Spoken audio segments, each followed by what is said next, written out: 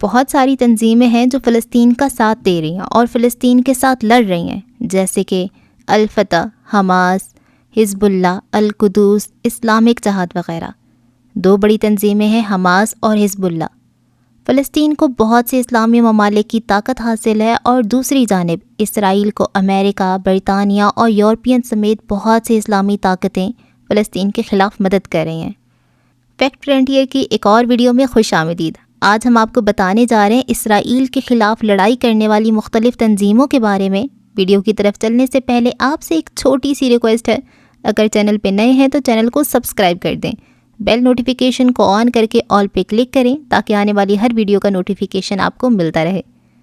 السلام علیکم ناظرین، آج کی ویڈیو ہم دعا سے شروع کرتے ہیں۔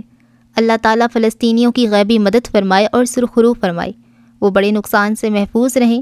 خدا کرے کہ ارض فلسطین پہ اسرائیلی مظالم جلد اختتام پذیر ہوں، فلسطین کو اسرائیل سے آزادی ملے اور وہاں بسنے والے مسلمان آزادی کے ساتھ اپنی زندگی بسر کر سکیں، آمین۔ جیسا کہ آپ جانتے ہیں، اسرائیل اور فلسطین کے بیچ میں اسرائیل کی سرحد غزہ میں جنگ ہو رہی ہے۔ اس جنگ میں دو بڑی تنظیمیں ہیں، حماس اور حزب اللہ، جو فلسطین کے لیے لڑ رہا ہے۔ حزب اللہ اور حماس کو ایران کی حمایت حاصل ہے۔ حزب اللہ لبنان میں شیعہ مسلمان کی ایک طاقتور سیاسی اور فوجی تنظیم ہے۔ اسرائیل حزب اللہ کو حماس سے زیادہ طاقتور تنظیم سمجھتی ہے۔ حزب اللہ کے پاس اندازاً 1,30,000 راکٹ اور میزائل ہے اور ان کے ساتھ گائیڈڈ میزائل بھی شامل ہیں جو اسرائیل کو اندر تک مارنے کی صلاحیت رکھتے ہیں۔ حزب اللہ کے ہتھیار حماس کے ہتھیار سے زیادہ جدید ہیں۔ حزب اللہ کے پاس 1,00,000 جنگجو ہیں اور دوسری جانب حماس کے پاس اسرائیل کے مطابق 30,000 جنگجو ہیں۔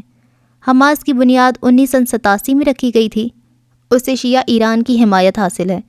فلسطینی علاقوں میں انتہا پسندی کی علامت سمجھی جانے والی تنظیم ہے۔ حماس اوسلو امن معاہدے کے خلاف ہے اور اسرائیل کے وجود کو تسلیم نہیں کرتی۔ حماس کو آسٹریلیا، اسرائیل، امریکہ، یورپی یونین، کینیڈا، مصر اور جاپان نے دہشت گرد تنظیم قرار دیا ہے۔ حماس اسرائیل کے خلاف بہت سے دہشت گرد حملوں کی ذمہ دار رہی ہے، جن میں خودکش حملے اور راکٹ حملے شامل ہیں۔ دوسری طرف اسلامی جہاد کی بنیاد 1980 میں مصر میں فلسطینی طلباء نے رکھی تھی۔ اس گروپ کا سرکاری ہدف اسرائیل کے قبضے سے پورے فلسطین کی آزادی ہے، لیکن اس نے اسرائیلی شہریوں اور فوج کے خلاف کئی دہشت گرد حملے بھی کیے ہیں۔ حماس کے برعکس اسلامی جہاد کا کوئی سیاسی ونگ نہیں ہے اور وہ غزہ میں گورننس میں شامل نہیں ہے۔ اب ہم آپ کو بتاتے ہیں غزہ کے حالات کیا ہیں۔ غزہ اس وقت ایک بیریئر میں گھرا ہوا ہے جہاں داخل ہونے یا باہر نکلنے پہ پابندیاں عائد ہیں۔ یہاں 3 بڑی سرحدیں ہیں جہاں سے باہر نکلا جا سکتا ہے۔ حماس کے اسرائیل پہ حملے کے بعد ان تینوں سرحدوں کو بند کر دیا گیا ہے۔ غزہ کے شمال اور جنوب میں ایسی 2 سرحدیں ہیں جو اسرائیل سے ملتی ہیں اور یہ دونوں غیر معینہ مدت تک بند کر دی گئی ہیں۔ مصر کے ساتھ سرحد اب غزہ کے لیے انسانی امداد بھیجنے کا واحد رستہ بچ جاتا ہے۔ اسرائیلی بمباری سے اس روٹ کو بھی شدید نقصان پہنچا ہے اور یہاں تباہ شدہ رستوں کی ٹرکوں کے لیے محفوظ رستے کی تعمیر نو کی جا رہی ہے۔